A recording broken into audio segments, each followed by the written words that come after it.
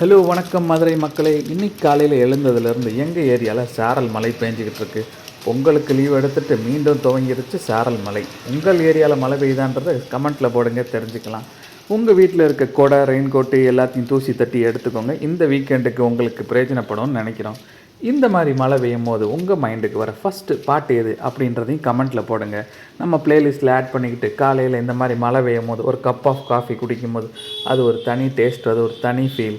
So டக்குன்னு comment போடுங்க அந்த சாங்கை. தேங்க்யூ.